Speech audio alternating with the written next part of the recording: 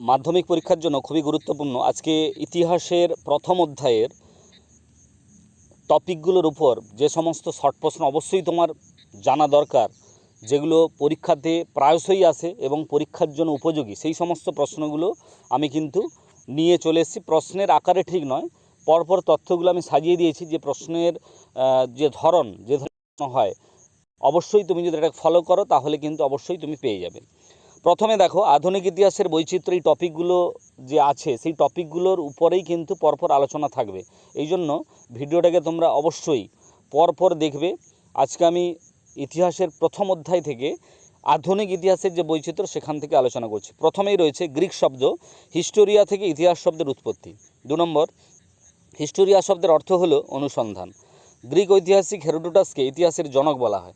তাঁর লেখা হিস্টোরিয়া গ্রন্থটি একটি ঐতিহাসিক গ্রন্থ। বৈজ্ঞানিক ইতিহাসের জনক হলেন থুকিডিডিস। আধুনিক ইতিহাস তত্ত্বের জনক হলেন লিওপোল্ড ভন র্যাঙ্কে। ইতিহাস হলো অতীতের বস্তুনিষ্ঠ বিবরণ। ইতিহাস হলো দর্শনের একটি শাখা, এই কথাটি বলেছেন হেরোডোটাস। ইতিহাস হলো অতীত ও বর্তমানের অন্তহীন কথোপকথন, উক্তিটি করেছেন ইএইচকার।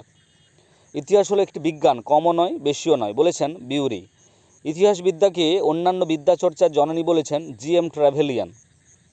এবারে যে টপিকটা রয়েছে ইতিহাসে, তোমরা অবশ্যই প্রথম অধ্যায় যদি দেখো তাহলে দেখতে পাবে প্রথমেই টপিকটা রয়েছে নতুন সামাজিক ইতিহাস। 1960 থেকে 70-এর দশকে নতুন সামাজিক ইতিহাস চর্চা শুরু হয়। নতুন সামাজিক ইতিহাস চর্চাকে আধুনিক ইতিহাসের জননী বলা হয়। 1929 খ্রিস্টাব্দে ফ্রান্সের অ্যানাল পত্রিকা গোষ্ঠী অ্যানাল পত্রিকা প্রকাশের মাধ্যমে সামাজিক ইতিহাস চর্চা শুরু করেন। হিস্ট্রি ফ্রম বিলো প্রবন্ধটি রচয়িতা হলেন ইপি থমসন। সাবঅর্ডান শব্দটি প্রথম ব্যবহার করেন অ্যান্টোনিও গ্রামোসি।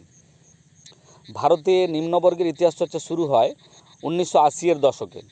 ভারতে নিম্নবর্গের ইতিহাস চর্চার জনক হলেন রণজিৎ গুহ। রণজিৎ গুহর লেখা প্রথম গ্রন্থটি হল সাবঅর্ডান স্টাডিজ। 1940 খ্রিস্টাব্দে রজনীপাম দত্ত ইন্ডিয়া টুডে গ্রন্থটি রচনা করেন। তো আজকে ছিল এই পর্যন্ত। ইতিহাসের প্রথম অধ্যায় দ্বিতীয় থেকে চতুর্থ, পঞ্চম, ষষ্ঠ, সপ্তম, অষ্টম অধ্যায় পর্যন্ত প্রত্যেকটা অধ্যায়ের টপিকের উপরে আমি বেছে বেছে এমন কিছু শর্ট প্রশ্ন আমি তৈরি করাবো তোমাদেরকে, যাতে সেই প্রশ্নগুলো তোমার পরীক্ষাতে আসে এবং তোমার অজানা কিছু না থাকে। সেই রকমই প্রশ্ন এখানে তৈরি করা হচ্ছে। আশা করি তোমাদের খুবই উপকারে লাগবে। সেই কারণে তোমরা অবশ্যই চ্যানেলটিকে সাবস্ক্রাইব করে নাও এবং আমার পাশে থাকো। তাহলে আমি অবশ্যই বাংলা, ইতিহাস, ভূগোলের বিভিন্ন গুরুত্বপূর্ণ নোট সাজেশান আমি কিন্তু পরপর আনতে থাকবো। তাহলে আজকে ছিল এই পর্যন্ত। নমস্কার।